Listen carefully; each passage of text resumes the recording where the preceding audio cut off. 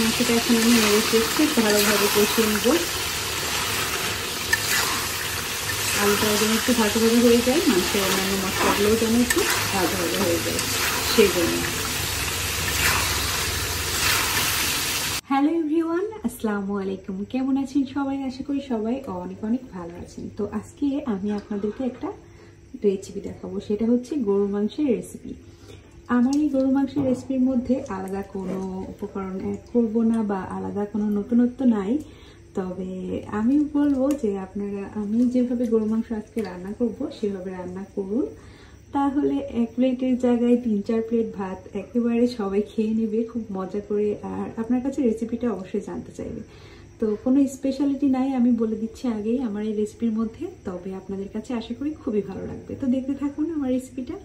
তো দেখতেই পারলেন কড়াইয়ের মধ্যে আমি এখানে 1 কেজির একটু বেশি আর কি 5 পাওয়ার মতো গরু মাংস নিয়ে নিয়েছি। এটা হচ্ছে কুরবানির ঈদের মাংস, তো এই জন্য আমি রান্না করছি যেভাবে সেটা আপনাদেরকে দেখিয়ে দিব। তো মাংসটা ভালোভাবে কেটে ধুয়ে পরিষ্কার করে তারপর আমি একটা কড়াইয়ের মধ্যে নিয়ে নিয়েছি, যে কড়াইয়ে রান্না করব। তো এখন আমি মশলাগুলো দেখিয়ে দিই। এখানে আমি ম্যাক্সিমাম গোটা মশলা ইউজ করব। তো কি কি নিয়েছি সেটাই বলি। এই যে এখানে নিয়েছি আমি 3টা পেঁয়াজ মাঝারি সাইজের, এখানে 3টা রসুন নিয়েছি, দেশি রসুন, আদা বাটা নিয়েছি 1 চা চামচ, আর 1/2 চা চামচ নিয়েছি গোটা জিরা, আর এখানে নিয়েছি 3-4 টুকরা দারুচিনি, আর নিয়েছি 3-4 টুকরা নিয়েছি এলাচ, আর এখানে কিছু লং এবং গোলমরিচ আছে, গোটা নিয়েছি সব কিছু। তো সবগুলো গোটা মশলা আমি এখন দিয়ে দিলাম মাংসের উপরে। তো তারপর আমি অন্যান্য গুঁড়া মশলা অ্যাড করব। তো গুঁড়া মশলা কি পরিমাণ কতটুকু দিচ্ছি সেটা আপনাদেরকে আমি দেখিয়ে দিচ্ছি। তো এই যে এখানে আমি লাল মরিচের গুঁড়া বা শুকনো মরিচের গুঁড়া যেটাই বলেন না কেন সেটা দিয়ে দিচ্ছি আমি এখানে 1 চা চামচের মতো। যেহেতু আমি কাঁচামরিচ অ্যাড করব তাই আমি 1 চা চামচই গুঁড়া মরিচ দিয়ে দিলাম। তারপর এখানে আমি দিয়ে দিলাম 1 চা চামচের মতো ধনিয়ার গুঁড়া। এরপর আমি দিয়ে দিচ্ছি 1 চা চামচ হলুদ গুঁড়া।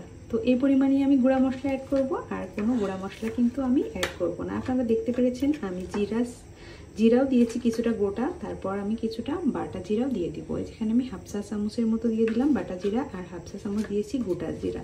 তো গোটা জিরাটা দিলে খেতে মাংস কতটা সুস্বাদু হয় সেটা আপনারা নিজেরা যদি দিয়ে একবার রান্না করেন তাহলেই বুঝতে পারবেন। তো এখন মূল উপকরণ যেটা সেটা দিয়ে দিচ্ছি। এই যে এখন আমি দিয়ে দিচ্ছি লবণ স্বাদ মতো। লবণটা স্বাদ মতো দিবেন। এখানে আমি দিয়ে দিচ্ছি এই যে 2 চামচের মতো দিয়ে দিলাম আর কি। এখানে 2 চা চামচের মতো লবণ হবে, তো এটা আমার তরকারির জন্য একদম পারফেক্ট হবে। তো এখন আমি তেল দিয়ে দিচ্ছি আনুমানিকভাবে 1/2 কাপের মতো, যেহেতু গরুর মাংস খুব বেশি কিন্তু তেলের পরিমাণ লাগবে না। পারছেন এখন আমি সব মশলা দিয়ে দিয়েছি তরকারির মধ্যে। দেখতেই পাচ্ছেন মাংসের উপর আমি যে মশলাগুলো দিলাম সেই মশলাগুলো দিয়ে খুব ভালোভাবে এখন ম্যারিনেট করে নিব বা মাখিয়ে রাখবো মাংসটা। যেহেতু কোরবানির মাংস একটু পুরাতন হয়ে গিয়েছে, তবে এই জন্য আমি মাংসটা একটু সুন্দরভাবে ম্যারিনেট করে রেখে দিব আধা ঘন্টার জন্য। আমি গরু মাংসটা কিন্তু একদম সুন্দরভাবে ম্যারিনেট করে নিয়েছি, আর ম্যারিনেট করার পর কালারটা কি সুন্দর এসেছে সেটা আপনারা দেখতেই পাচ্ছেন। এভাবে গরু মাংসটা ম্যারিনেট করে আপনার হাতে সময় থাকলে অবশ্যই আধা ঘন্টা রাখবেন, যদি ফ্রিজের মাংস হয়। আর টাটকা মাংস হলে সাথে সাথে রান্না করতে পারবেন, কোনো সমস্যা নেই। তবে যদি গেস্ট চলে আসে বা কোনো সমস্যা হয় তাহলে আপনার না রাখলেও চলবে।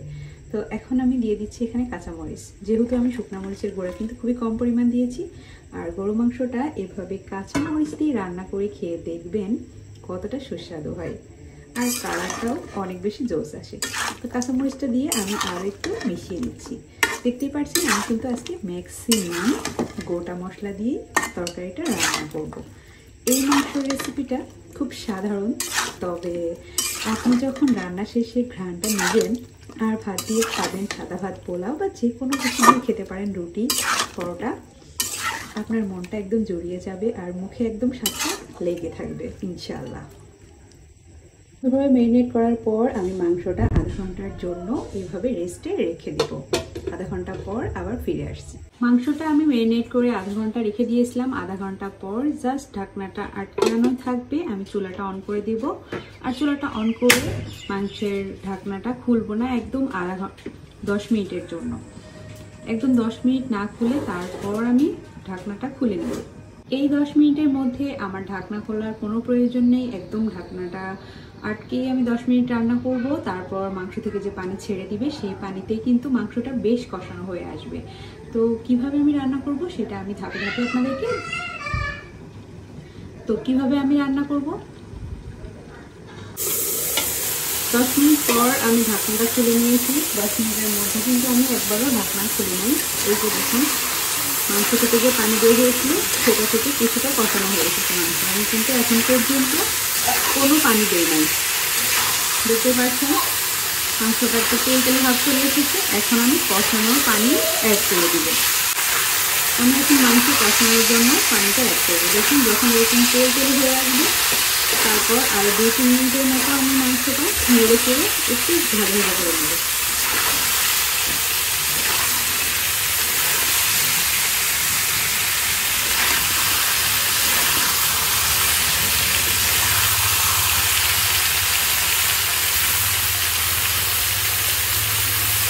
কষানো হয়ে গেলে আমি এখন পানিটা অ্যাড করে দিচ্ছি মাংসটা কষানোর জন্য।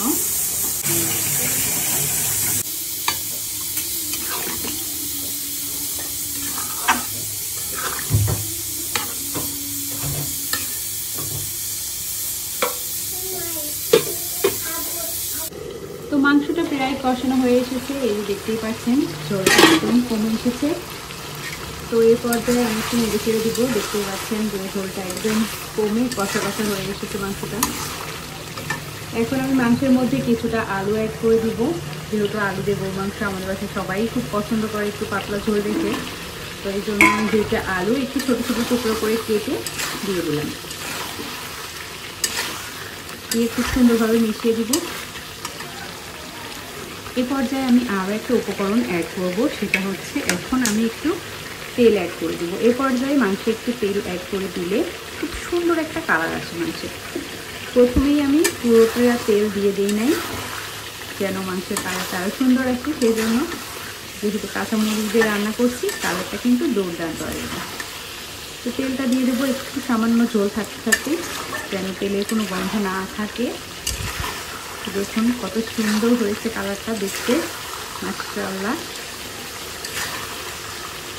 খেতেও কিন্তু এইরকমই অসাধারণ হবে। মাংসটা এখন আমি নেড়ে চেড়ে ভালোভাবে কষিয়ে নেব। আলুটা যেন একটু ভাজা হয়ে যায়, মাংসের অন্যান্য মশলাগুলোও যেন একটু ভাজা হয়ে যায়, সেই জন্য কষাতে কষাতে যখন একদম ভাজা হয়ে কড়াতে লেগে আসবে তখন আমি আর একটু পানি অ্যাড করে দিব মাংসটা ভালোভাবে কুক হওয়ার জন্য। এই যে আমি 2 কাপের মতো আরও একটু পানি অ্যাড করে দিলাম।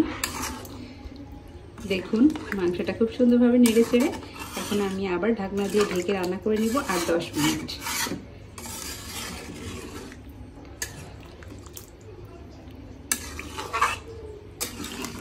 এই পরিমাণ পানি দিয়েছি। এখন একদম চুলাটা হাই ফ্লেমে রেখে ঢাকনা দিয়ে ঢেকে আরও রান্না করে নিব 10 মিনিট, তাহলেই আমার রান্নাটা প্রায় কমপ্লিট হয়ে আসবে। তো অপেক্ষা করুন 10 মিনিট। এই যে আমার মাংসের রান্নাটা প্রায় হয়ে আসছে। আমি যেহেতু আলু দিয়েছি তাই একটু পাতলা ঝোল রাখবো, আর এটাতে ভাত খেতে কিন্তু দারুণ লাগবে ইনশাআল্লাহ। দেখুন কষানো আমি একটু টেস্ট করেছি, দারুণ মজা হয়েছে। তো যেহেতু আলু আছে এতটুকু ঝোল একদম টেনে নিবে, তো আমি এতটুকু ঝোল রেখে দেবো। এখন আমি চুলাটা অফ করে দেব। এই যে আমার বিফ কষার ফাইনাল লুক, দেখতে পাচ্ছেন কত সুন্দর লুক এসেছে।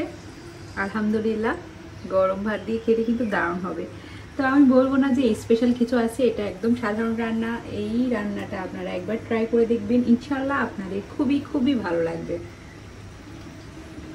আর এই রান্না দিয়ে গরম ভাত খেতে কিন্তু দারুণ লাগে। মাংস দিয়ে ভাত খেতে এমনি ভালো লাগে, তারপর এইভাবে একটু রান্না করলে ঝাল করে খেতে অসাধারণ হয়।